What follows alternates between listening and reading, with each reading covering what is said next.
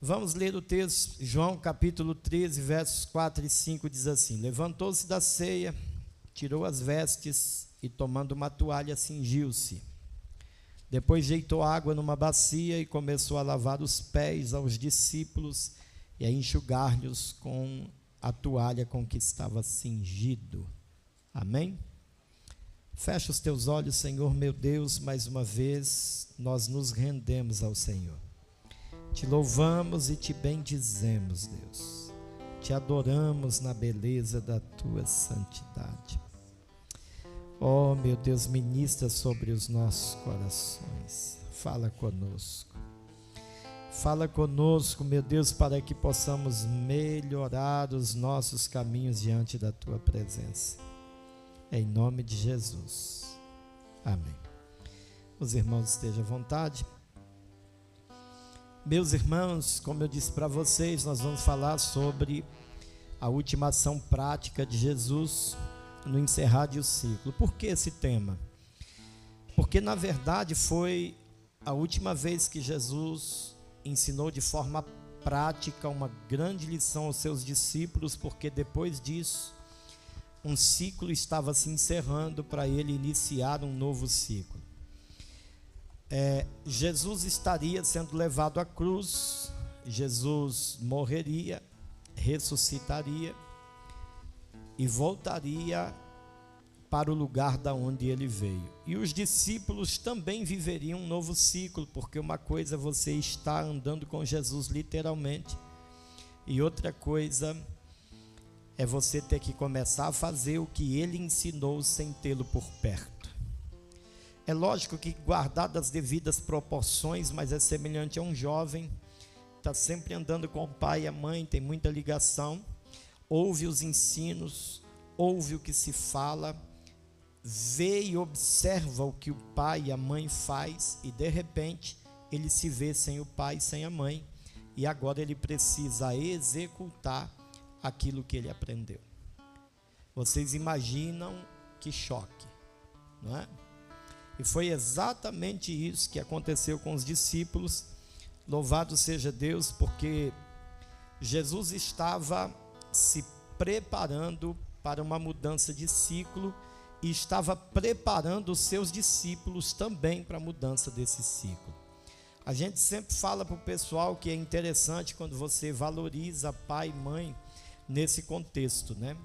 Porque às vezes a gente fala, eu valorizo, mas não coopera com nada, está sempre fazendo birra, sempre desobedecendo. Aí quando o pai e a mãe partem, vem aquele peso na consciência, começa a gritar, fazer escândalo, ai meu Deus, mas aquilo não é nada mais do que peso na consciência, não é só a questão da perca, é porque podia ter honrado em vida, e em vida não deu valor. Os discípulos estavam andando com Jesus e Jesus ia fazer o ciclo, a roda virar, como os irmãos gostam de cantar. Jesus ia fazer a roda virar, ia mudar o ciclo, a situação ia ganhar uma proporção diferente. E a gente observa, louvado seja Deus, no texto de João, no capítulo 13, do versículo 1 ao versículo 20, que Jesus ele começa a ensinar a respeito da humildade, mas antes disso, o texto vai nos informar que antes da Páscoa, a Páscoa para os judeus, ou o Pessach, que significa libertação da escravidão egípcia, ela era comemorada no mês de Nissan, era o primeiro mês no calendário judaico, que ficava entre março e abril.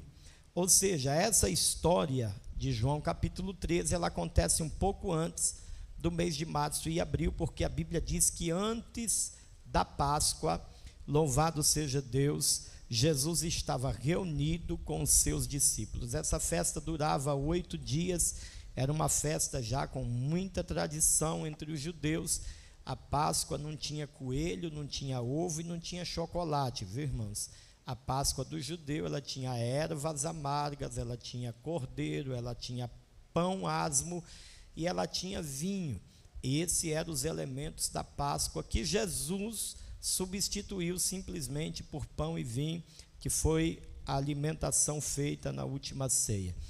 aleluia, no versículo de número 1 a gente encontra que antes da ceia, ou melhor, antes da Páscoa, esse texto aconteceu. Antes da Páscoa, a Bíblia diz que Jesus estava reunido com seus discípulos e ele começa ali, louvado seja Deus, um momento de muita instrução. Ele começa ali um momento de muita instrução e nós vamos aprender um pouco aqui sobre o que Jesus estava ensinando em João, no capítulo 13, nós vamos ler. Eu queria pedir aos irmãos que fiquem com a Bíblia aberta aí hoje, porque nós vamos ler os textos e nós vamos estar aprendendo um pouco daquilo que as Escrituras nos diz.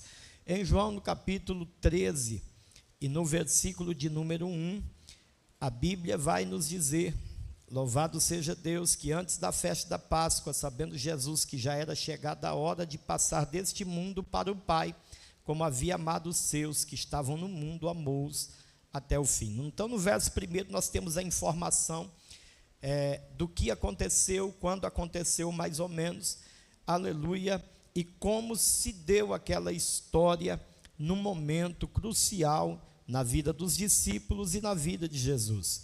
É interessante, no verso 1 eu destaquei, os irmãos vão ver aí no telão, louvado seja Deus, ainda no verso 1, Jesus dizendo, louvado seja Deus, que já era chegado a sua hora de passar deste mundo para o Pai. Ou seja, o cenário era difícil, o cenário era complexo, estava se encerrando um ciclo, um novo ciclo havia de começar, mas Jesus não estava perdido no tempo. Ele não estava perdido no tempo. Tem hora que a gente passa por momentos que a gente fica pior do que cego em tiroteio, não é assim? A gente não sabe o que faz. Não sabe se é tempo de falar, se é tempo de ficar quieto, se é tempo de caminhar ou se é tempo de parar. A gente não sabe se é tempo de avançar ou tempo de recuar. Aleluia, muito disso é ausência de um contato maior com o Espírito. Porque o Espírito Santo, a Bíblia diz que ele nos auxilia nas nossas fraquezas. O Espírito Santo nos traz discernimento a respeito do tempo que nós vivemos. Aleluia. Por que que muitas vezes a gente tem dificuldade de colher algumas coisas? Porque quando é no tempo de plantar, a gente está querendo colher. Quando é no tempo de colher, a gente está querendo plantar. Porque está faltando discernimento a respeito do tempo de Deus para a nossa vida. Vocês lembram do Salmo 1? É um salmo bastante exortativo, né? Bem-aventurado o varão que não anda segundo o conselho dos ímpios, não se assenta na roda dos escarnecedores, não é assim? Antes tem o seu prazer na lei do Senhor, na sua lei medita de dia e noite, pois será como árvore plantada junto a ribeiros de águas, cujas folhas não caem, tudo que faz prospera, que dá o fruto no tempo certo. Isso é uma pessoa que tem o controle e sabe a respeito do tempo de Deus para a vida dele. Aleluia! Quantas vezes a gente está querendo colher quando não é tempo de colher, porque nós não plantamos. Quantas vezes a gente está querendo plantar quando na verdade existem frutos apodrecendo e a gente não colhe. E é interessante isso, porque muito tem a ver com cenários adversos. Quando a gente fica firme em cenários adversos, a situação é outra. Quando a gente fica muito perdido no tempo em cenário adverso, a gente estaciona, a gente para. E isso é interessante. Quantas vezes o inimigo não quis me parar na minha vida ministerial? Eu nunca dei ousadia a ele. Sabe por quê, irmãos? Porque quando ele consegue te deter, ele alcançou o alvo. Eu e você precisamos saber lidar com alguns cenários para que o adversário ele não alcance êxito na nossa vida. Quando a gente não tem o discernimento do tempo, A gente fica perdido, mas é interessante porque Jesus estava chegando no final de um ciclo que não era fácil. Porque no mesmo versículo a Bíblia diz que ele os amou e amou até o fim. Era entender, olha, meus filhos, eu tive com vocês até hoje, mas esta semana será a nossa última semana. Era como se eu dissesse isso. Você imagina você dizer isso para os seus filhos? Você reuniu os seus filhos e dizer assim: essa semana é a nossa última semana. Porque eu entendo que nós estamos num processo e vocês vão começar a viver um novo ciclo e eu vou viver um ciclo novo também. Jesus não estava perdido, apesar da adversidade, do cenário extremamente complexo. Ele não estava perdido no tempo. Meu irmão, preste bem atenção naquilo que está acontecendo ao teu redor. Não perca o contato com o céu. Não se distancie do Espírito Santo. Proporcione a Ele condições de te orientar, de ministrar sobre a sua vida. Porque não existe cenário adverso que suplante a presença dEle na tua vida. Só você pode fazer isso. Cenário nenhum suplanta a presença do Espírito Santo na minha vida. Eu sou a única pessoa que posso afastá-lo de mim. Cenário nenhum pode. Ele vai estar sempre ali pronto para me auxiliar nas minhas fraquezas, para me socorrer na minha adversidade, para me fortalecer nas minhas fraquezas, para me alegrar nas minhas tristezas, para me renovar nos meus cansaços, para continuar me dando esperança, mesmo quando o cenário é contrário. Lembre-se disso. Jesus não estava perdido no tempo. No mesmo verso primeiro, nós vamos encontrar o seguinte tema: mudaria o ciclo, mas não o sentimento. E isso é interessante. Jesus, a Bíblia diz que ele estava reunindo os discípulos para um último momento. Mas a Bíblia diz que ele amou eles e amou até o fim. A todos eles. Louvado seja Deus. Lembre-se sempre disso, meu filho. Não deixe os cenários, o adversário, opiniões contrárias, mudar a principal característica que eu e você precisamos ter: amor. Amor. Amor. Essa é a principal característica de um cristão. Jesus mudaria o ciclo e estava se despedindo dos seus discípulos, mas o seu sentimento prevaleceu e permaneceu até o fim. Aleluia! Nós vamos encontrar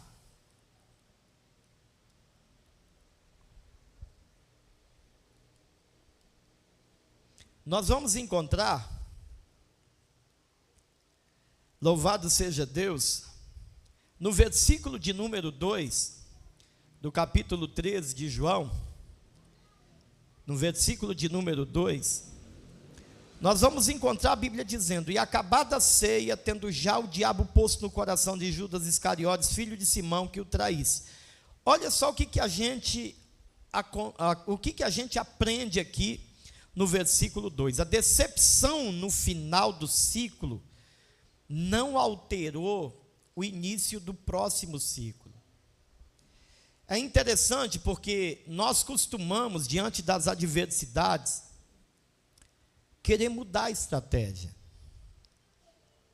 Pastor, mas será que não é melhor mudar? Deus ministrou isso para o teu coração? Não? Então continue. Observe. No versículo de número 2, o diabo havia ganhado o coração de Judas. E eu não tenho dúvidas que se perguntássemos para Jesus se ele faria algo diferente na relação dele com Judas, porque Judas o traiu, foi chamado de filho do diabo, irreconciliável, Jesus o amaria do mesmo jeito. Se perguntasse para Jesus se o sentimento dele mudaria a respeito de Judas, eu não tenho dúvidas que ele o amaria do mesmo jeito, que ele cuidaria de Judas do mesmo jeito. E se ele tivesse que recomeçar novamente uma história, ele não faria nada diferente, porque tudo o que ele fez foi perfeito. O problema não estava em Jesus, estava em Judas. Muitas vezes a gente começa uma história e se decepciona. Aí a gente começa a dizer, peraí, agora eu vou mudar. Você vai perder a sua essência, porque alguém não foi capaz de absorver o bem que lhe foi feito. Você vai mudar quem você é. Você vai se tornar uma pessoa mais ríspida, mais fria, mais gélida, com menos amor, com menos tolerância. Eu costumo dizer para vocês sempre que o cenário não pode alterar quem nós somos. Aleluia, pode acontecer o que for. Preze pela essência que Deus colocou no seu coração, por aquilo que você é.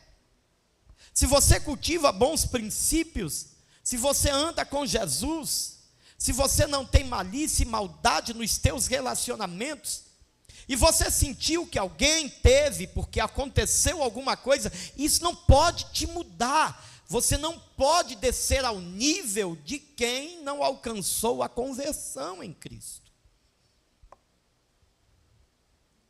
Não deixa o cenário mudar quem você é, não. A decepção no final de um ciclo não alterou o início do próximo. Jesus, ele tinha certeza que estava tudo certo. No versículo de número 3, a Bíblia diz, Jesus, sabendo que o Pai tinha depositado nas suas mãos todas as coisas e que havia saído de Deus e ia para Deus. Olha uma outra lição. Ele não estava perdido no cenário. Mudou o contexto. Ele não estava perdido no tempo, mas também não estava perdido no cenário. Ele sabia que o ensino que ele traria era uma coisa dura. Irmãos, foi um dos ensinos mais duros de Jesus, foi o ensino do lava-pé. O pessoal costuma te chamar. Foi um dos ensinos mais duros de Jesus. Louvado seja Deus. E no verso 3, a gente aprende que ele não estava perdido naquele cenário complexo, mesmo sabendo que diante do ensino que ele estava trazendo, duas pessoas especiais que ele amava, ele sabia, não vão ser os 12 que vão cumprir o propósito. Ele sabia disso. Mas isso não alterou a percepção de Jesus a respeito do cenário que ele estava. Ele testifica que ele sabia de onde ele tinha vindo, ele sabia o que é que ele tinha recebido de Deus, e ele sabia para onde ia. Aleluia. E isso é interessante, porque diante de algumas coisas que a gente vive, muitas vezes nós ficamos procurando um lugar que traga paz para a alma da gente.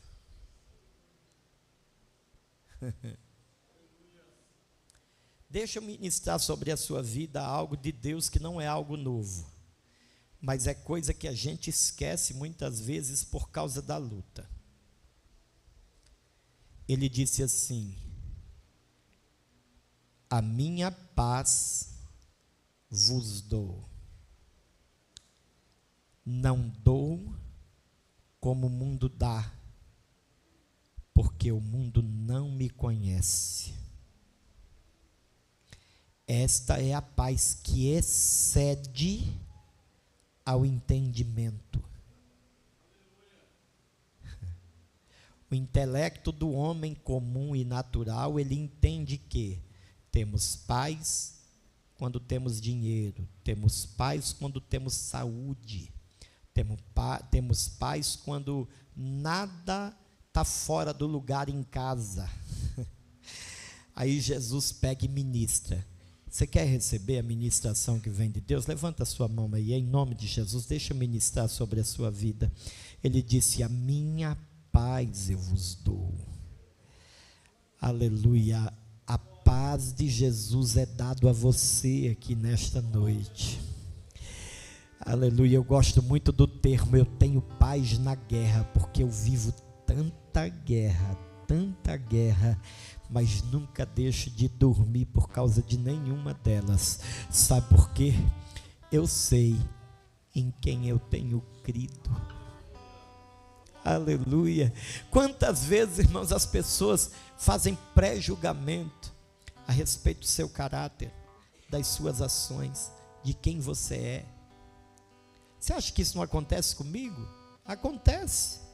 Nada melhor do que um dia após o outro. Eu não me perco no cenário. Eu sei da onde Ele me tirou. Eu sei o que foi que Ele me deu. E eu sei para onde Ele vai me levar. Você tem certeza disso aqui nesta noite? Louvado seja Deus. Então, meu irmão, não se preocupe, não fique procurando um lugar melhor. Você está no melhor lugar. O melhor lugar é o centro da vontade de Deus. Esse é o melhor lugar. Aleluia.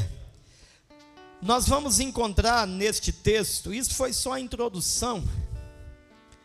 Aleluia. E aí nós vamos entrar na história. Nós vamos entrar na história.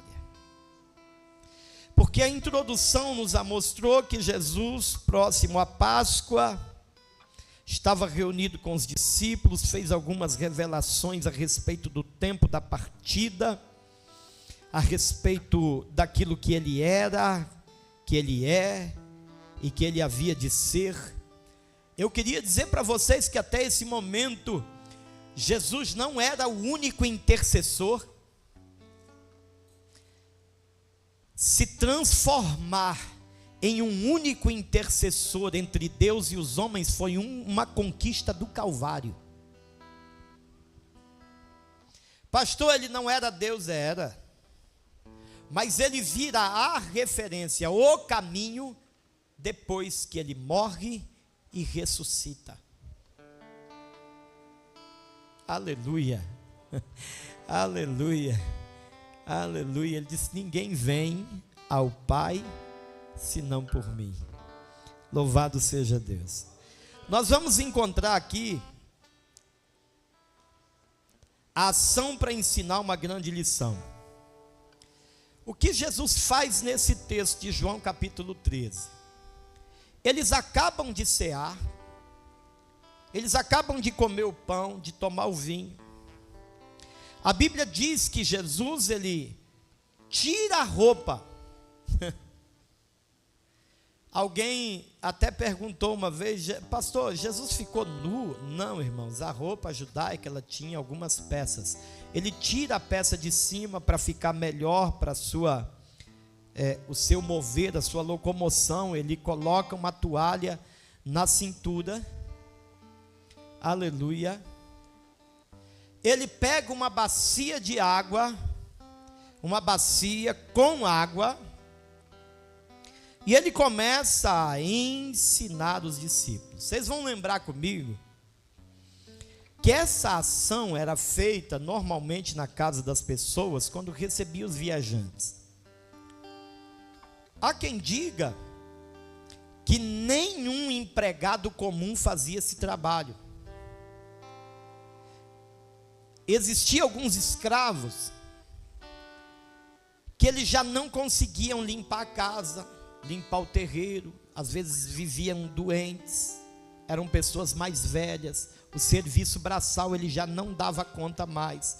Então, quando chegava um viajante na casa de alguém, esse escravo ele tinha a incumbência de pegar uma toalha, uma bacia com água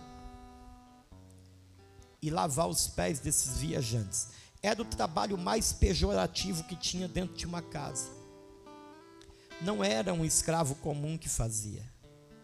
Era aqueles escravos que já tinham uma fama de ser inúteis por causa do tempo.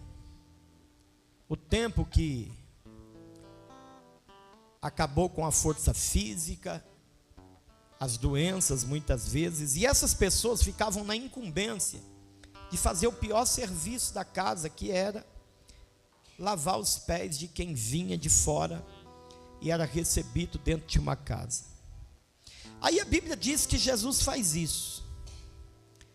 Ele tira a túnica, tira a roupa, coloca uma toalha na cintura, pega uma bacia com água e ele começa a ensinar os discípulos. Nesse primeiro ato de Jesus, a gente já vai aprender uma lição magnífica. Eu posso falar o que for. Se os irmãos virem eu fazendo diferente do que eu falo, a minha palavra perde o valor.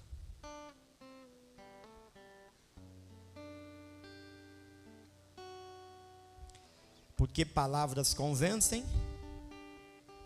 mas são os exemplos que arrastam. Aleluia! Vocês podiam ouvir aqui o pastor Luiz pregar sobre santidade e os irmãos veio mexendo com as menininhas na rua. Vocês iriam olhar e dizer, o pastor Luiz é amável, é um bom amigo, mas ele não é crente não.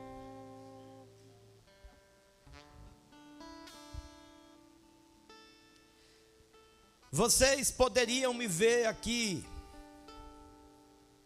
falando da importância da vida conjugal, e se eu estivesse no terceiro casamento, quarto casamento, vocês iriam orar, ou iriam olhar e dizer assim, o pastor Luiz não é verdadeiro quando ele fala de família, porque ele prega uma coisa, mas ele vive outra.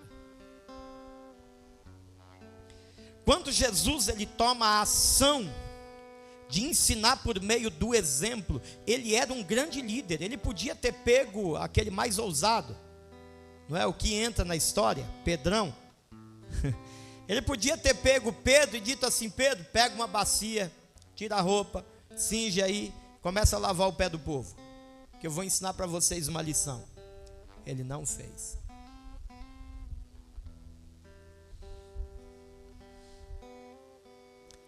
Ele mesmo toma a ação.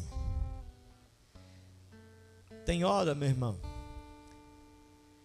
que a gente precisa tomar as rédeas do cenário que a gente está vivendo. Tem hora que só falar não adianta.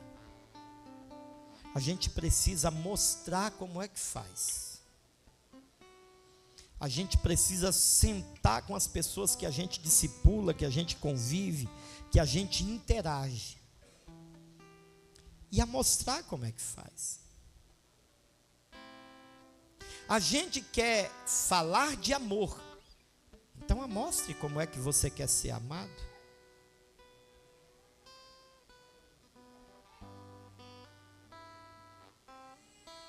Aleluia! Eu falo para os irmãos que dificilmente eu passo um dia sem falar para minha esposa, eu te amo. gente não pode esquecer, né? São 27 anos dizendo eu te amo. Mais 3 de namoro, são 30 anos dizendo eu te amo.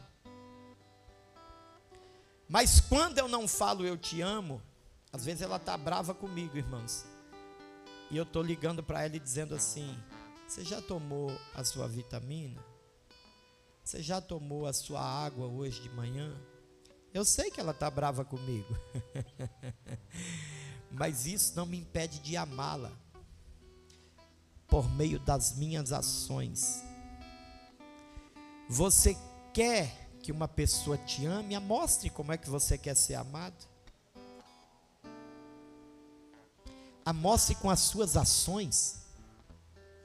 Faça, porque a Bíblia diz que aquilo que a gente quer que os outros nos façam, a gente tem que fazer primeiro.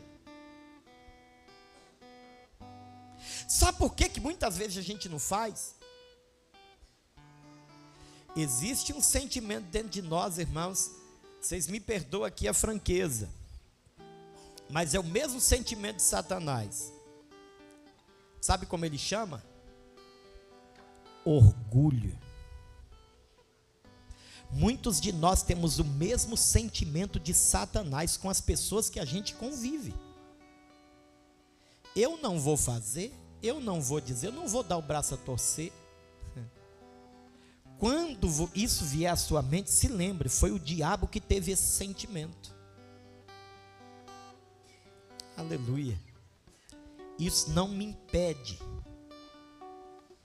de falar a respeito de coisas lindas. Porque você amar uma pessoa não é pejorativo, não é se colocar por baixo de ninguém. É você ser quem você é. Tem alguém comigo aqui nesta noite? Glória a Deus. Jesus, quando ele pega aquele cenário e ele mesmo chama os discípulos para começar a lavar os pés, ele estava dizendo: a minha última lição não vai ser falando, vai ser fazendo. Eu vou ensinar para vocês como é que faz. E isso é lindo. E a gente precisa aprender que é importantíssimo o fator do exemplo. Porque se nós dermos o exemplo, nós tapamos todas as brechas. Alguém podia dizer assim: por que eu vou me batizar? Jesus não batizou, aí Jesus vai lá e batiza. Jesus precisava ser batizado? Nunca. O batismo simboliza o sepultamento do velho homem e o nascimento de uma nova criatura. Jesus precisava morrer, o velho homem de Jesus? Ele nunca pecou. Ele não é descendente de Adão. Como uma criança dessa, quando nasce, já nasce herdando o pecado de Adão. Mesmo que ele não pratique o pecado, ele já herda o pecado. Jesus não era, ele não foi fruto do ato sexual de José e Maria. Ele foi colocado no ventre da nossa irmã Maria pelo Espírito Santo. Então quebrou o ato do pecado de Adão como herança na vida de Jesus. Ele não precisava se batizar. Mas para que ninguém pudesse dizer assim: eu não vou, Jesus não foi. Aí ele foi lá e foi. Ele batizou. Alguém podia até dizer assim: eu não vou ficar lavando o pé de ninguém, não. Jesus mandou, foi Pedro, ele mesmo não foi. Aí ele pega e dá o exemplo. Exemplo tapa todas as brechas que você possa ter na sua vida. Quando você dá o exemplo, as pessoas não têm o que dizer. Aprende isso. Aprenda, meu irmão, que vocês estão conseguindo entender isso aqui? Tá dando para ler daí? Tá? Vamos ler todos juntos esse último tópico? Vamos ler, 1, 2, 3. Vamos ler de novo, porque saiu tão fraquinho. Vamos ler? 1, 2, 3.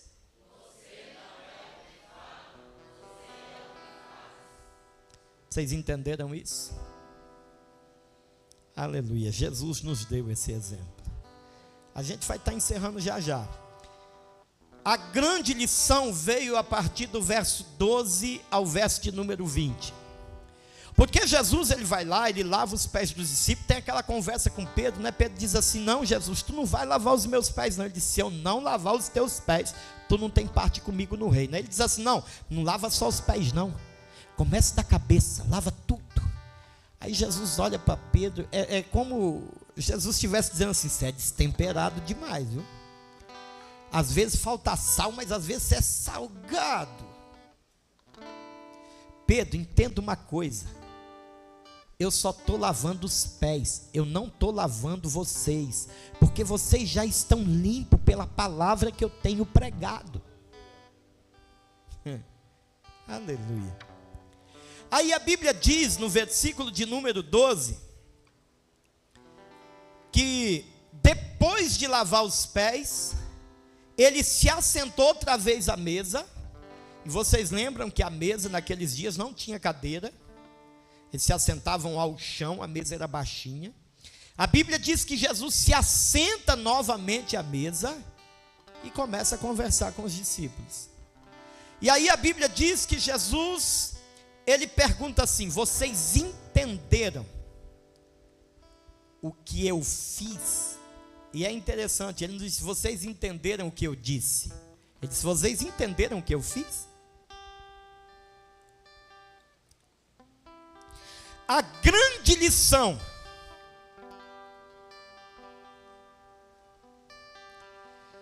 o ato de Jesus nos ensina o princípio da humildade,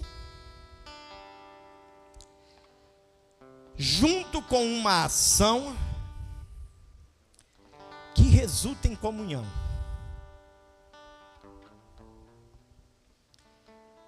Isso é um princípio para que o reino de Deus seja estabelecido e caminhe forte na terra. Às vezes, irmãos, a gente tem tanta dificuldade quando as pessoas estão feridas, né? E eu peço aos irmãos que me ajudem em oração nesse contexto, porque a gente tem trabalhado em algumas congregações que as pessoas são feridas. Então não dá para riscar um fósforo que explode.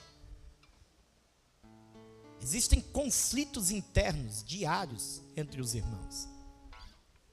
Eles não abrem mão de estar no mesmo lugar. Mas é como duas pessoas que não têm o mesmo propósito. Quando isso acontece no reino de Deus, na igreja do Senhor, o diabo não precisa trabalhar. Sabia disso? Porque a Bíblia diz que se nós, como um reino, nos dividirmos, ele não prevalece. A gente se desfaz. Por isso, Jesus, ele reúne os 12, ele lava os pés dos 12, e ele diz assim: olha, vocês me chamam de Senhor, então deixa eu ensinar vocês uma coisa. Eu, como Senhor e Mestre de vocês, eu fui humilde. Eu fiz o pior trabalho da casa. E é interessante porque não foi aquela humildade hipócrita, né? Foi uma humildade movida por uma ação. Sabe o que é isso, irmão?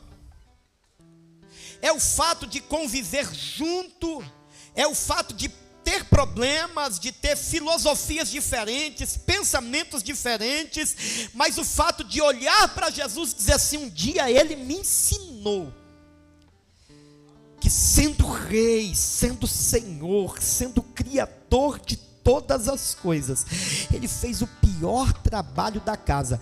Ele não foi só humilde, ele teve a ação de uma pessoa humilde.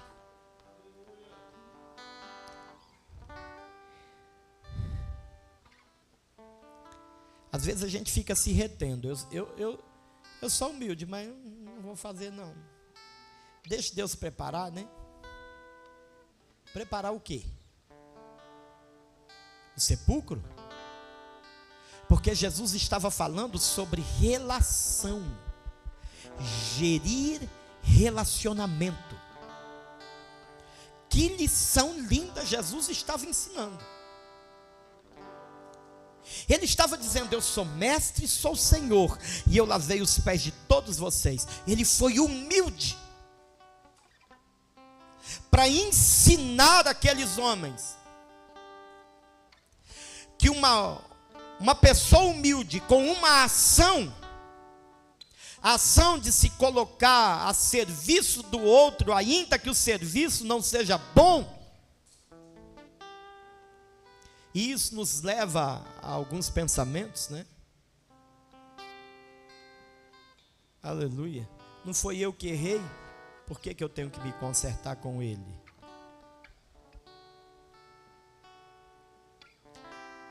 Eu não sei aonde você ouviu isso. Aleluia. Mas eu tenho certeza que não foi nos 66 livros da Bíblia.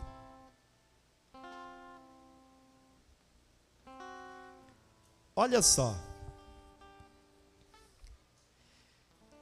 a grande lição deste texto, Jesus nos transmite que uma pessoa humilde que toma ação, ele gera comunhão. Ele gera comunhão. Vocês acham que os discípulos eram bonzinhos? Nenhum deles, irmãos. Não era cobrador de imposto, né? Já tinha uma fama de ser custoso na relação financeira. Judas nem se fala, né? Tinha uma dificuldade tremenda. Era um bom administrador, viu? Porque Jesus não colocou ele como tesoureiro à toa, não. Mas ele tinha um problema de lealdade. Ele não era leal. Aleluia. Pedro, ao mesmo tempo que ele estava querendo morrer com Jesus, ele estava traindo Jesus. João era o discípulo do amor. Chegava na cidade e dizia: vamos matar todo mundo, Jesus? Ora aí para fogo cair do céu, que nem Elias fez. Eu quero ver esse povo pegando fogo. O rapazinho era bonzinho, não era? De vez em quando a gente tem isso, não tem? Não, irmão, aqui não tem. Aqui no Niterói não tem, né? De vez em quando nós não oramos assim, não, Jesus. Mata ele. Olha o que aquele cara fez. Né? De vez em quando a gente tem isso, não tem? Jesus nos converte. Agora é interessante isso. Porque os discípulos, eles não eram bonzinhos. E a Bíblia vai nos mostrar que de vez em quando tinha uns probleminha entre eles, irmãos. Eles passaram 3 anos e meio vivendo junto. Escuta isso. Nenhum era amigo de infância. Não há na biografia deles. Nenhum era amigo de Jesus de infância. E nenhum tinha nenhuma relação de infância. O que tinha era que alguns eram irmãos de sangue. Por exemplo, Pedro e André eram irmão, Tiago e João eram irmão. Só também, né? Os 4 principais discípulos de Jesus, eles tinham um vínculo de sangue, não é? Pedro e André eram irmãos de sangue, Tiago e João eram irmãos de sangue.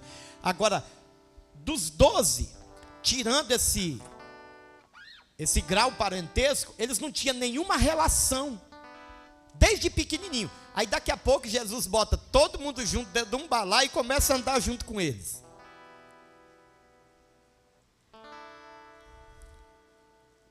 De vez em quando, irmão, a batata começava a assar lá.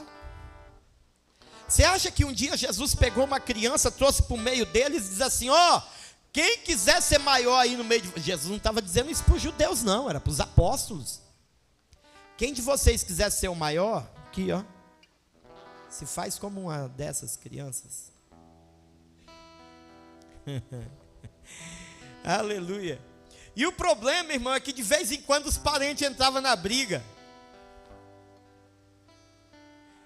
Entrava, porque teve uma vez que eles começaram a discutir quem seria o maior, quem seria aquele que sentaria ao lado direito de Jesus na eternidade. Você já pensou? Que briga por cadeira. Estavam brigando por uma cadeira na eternidade para ver quem ia sentar do lado de Jesus. Meu Deus do céu. Só de estar lá olhando para ele eu já estaria satisfeito, irmão.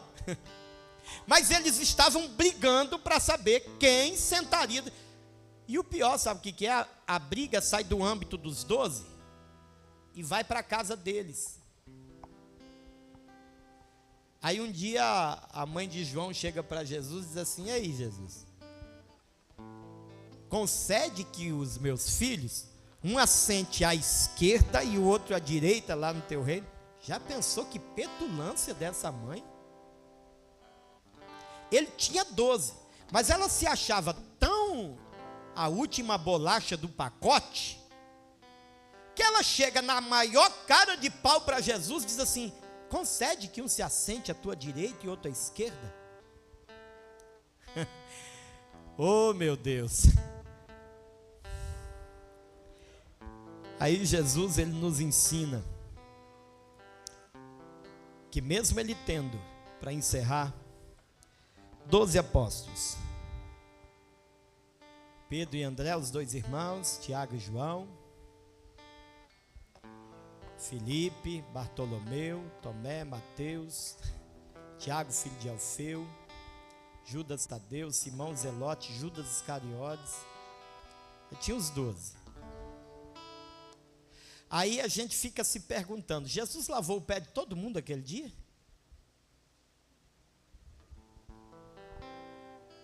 Vocês notaram a galera que estava lá na hora do lava-pé? Só gente top, né?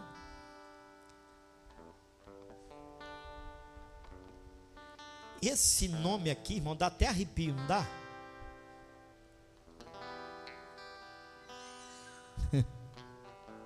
Ele estava lá também. E deixa eu contar uma coisa para vocês. Jesus não deixou ele sair da mesa enquanto não lavou o pé dele também. Escuta uma coisa, às vezes a gente fica na dúvida: de quem eu devo? Para com quem? É só quem me faz bem? É só quem vem comigo no glória? Jesus sabia que no meio deles tinha um que era o diabo, e não sou eu que estou dizendo, é a Bíblia. A Bíblia diz que tinha um lá que era o diabo. Mas ele lavou o pé dele. Ele botou o pãozinho na boca dele. Depois ele olhou para ele e disse: vai lá agora e faz o que você tem que fazer. Mas todo o cuidado que Jesus deu para os 12, ele deu para Judas também. Esta é a maior de todas as lições. E sabe o que Tiago nos relata? Ele nos relata que se você quiser amontoar brasa de fogo na tua cabeça, não é só você dar lugar aqui que eu gosto, viu, irmão? Não é só você sentir a presença de Deus. A Bíblia diz que é você amar quem te aborrece, ajudar quem te persegue. Aí Tiago diz assim: então você amontoará as brasas de fogo sobre a tua cabeça. O crente pode estar cheio dentro do templo, se fora do templo ele não consegue viver os ensinos de Jesus, ele é como um metal que soa e como um sino que retine, que faz aquele barulhão, mas acaba. Fique de pé.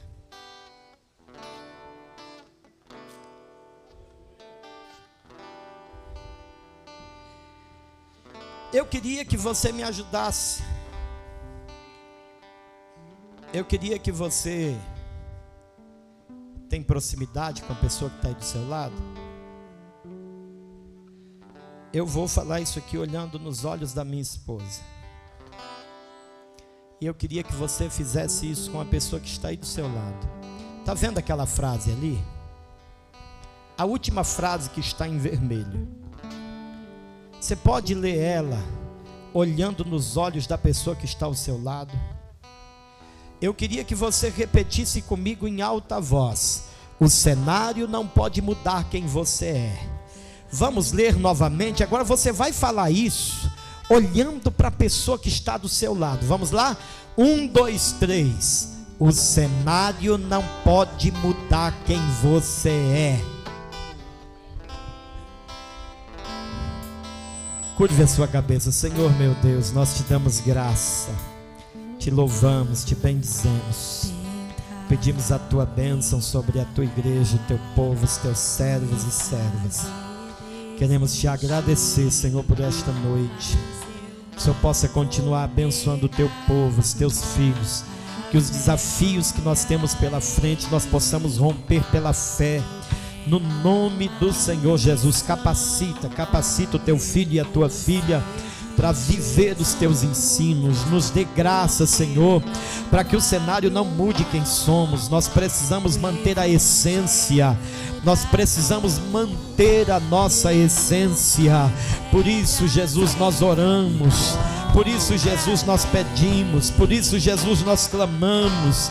Quantas vezes, meu Deus, dobramos os joelhos e dizemos: Deus me molda, Deus me muda, Deus me transforma, Deus age em mim de dentro para fora, porque o meu desejo é, aleluia, andar como o Senhor andou.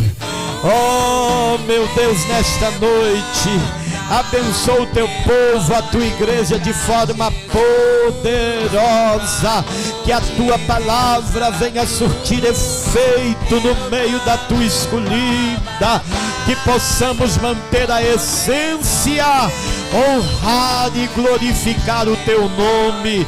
Meu Deus, no nome de Jesus, o teu filho, nós oramos. Oh, Narabadaga, fight como anuncia. Glória a Deus, glória a Deus, glória a Deus, glória a Deus. Levante as suas mãos. Que a graça de nosso Senhor e Salvador Jesus Cristo, o grande amor de Deus, o nosso Pai, a comunhão e a doce consolação do Espírito Santo esteja com todos, não só hoje, mas para todos sempre.